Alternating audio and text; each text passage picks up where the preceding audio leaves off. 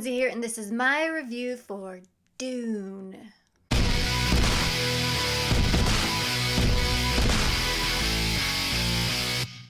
I know this came out a few weeks ago. I'm a little late to the game, but I finally saw Dune.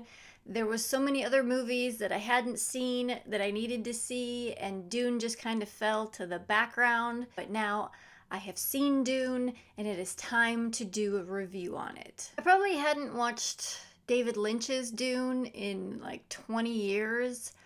I read the first book a long time ago, so I remembered a few things here and there, some characters, a few plot points, but other than that, I didn't really go in with any expectations. Overall, I really enjoyed myself when we went to see this in the theater. I love the production design. I love the look of all the different spaceships and aircrafts, because there were so many different ones. Each planet and family and sect and society had their own ships, giant ships, small ships that they used on different planets, different conveyances. I thought that was all very interesting. And you get a lot of shots of them taking off and landing and flying around. That was very enjoyable. I also loved the costuming.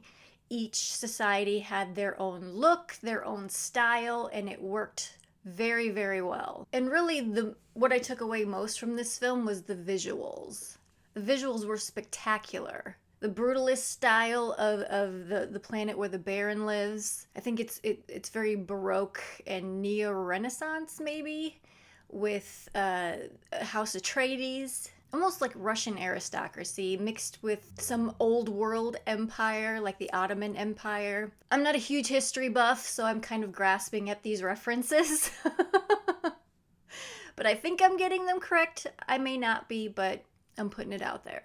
And I always love when sci-fi mixes super advanced technology with old world politics and styling. It makes for very dynamic visuals and storytelling.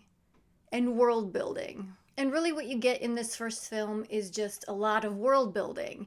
You get to know the different societies, the different families, the different planets that they live on, what their relationship is to each other, how they all work within this greater society that's under the Emperor, and just the politics and mechanics of all that. And then you also have this other spiritual side with Paul's mother, Jessica, and all that stuff. So there's a lot going on in this first film. And really where this first film succeeds, where David Lynch's doesn't, is just they had more money, they had more technology to flesh out the story and flesh out the worlds and the ships and the costuming. It's just technology finally caught up with this story where they could tell it fully. I still love David Lynch's version though. It's a hoot to watch. You get Sting in those little leather panties.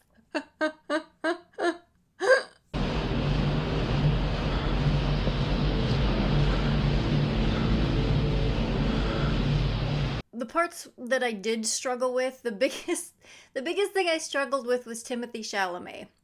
He didn't do a terrible job or a bad job. And I know Paul Atreides, he's supposed to be a kid. He's supposed to be a teenager. He's supposed to be a young guy. But he's so slight. He's very skinny. He's a scrawny dude, and he's got that mop of hair. He just looks like an emo kid to me, so it was hard for me to take him seriously at times, especially when he's trying to exert more of his authority or power. I haven't fully bought into him yet in this role. That was the only time where I was kind of taken out of the film. Is just I didn't 100% buy him as that character yet. We'll see what the next two films bring us, but I'm not impressed yet with him. And I'm not impressed with Zendaya either, except that she looks very pretty when she's walking around in slow motion. She didn't have a lot to do other than that in this first movie, so I'm not going to judge her too harshly yet.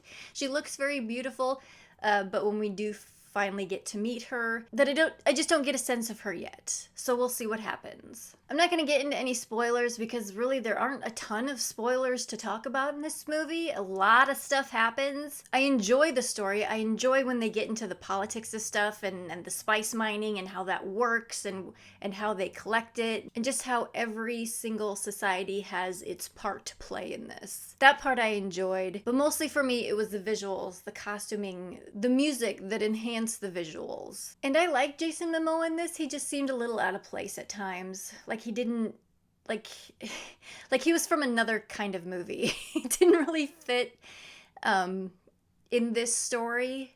He just seemed to, like, his sensibilities, the sensibilities of Jason Momoa didn't quite fit within this world. He did a good job though. I enjoyed it. I enjoyed Duncan, Idaho.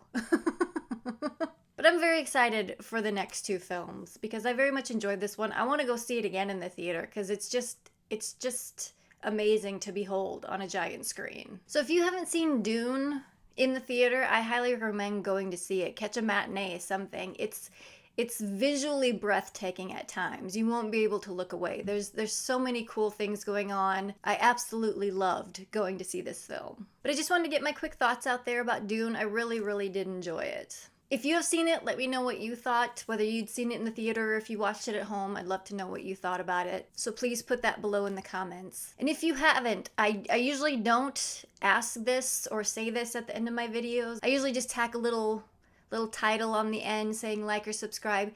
But if you are not a subscriber, please subscribe. I would love to get to 2,000 subscribers here in the in the near future. That would be nice. But that is gonna do it for this little video. So until next time, this is Lindsay signing off. I'll check you later.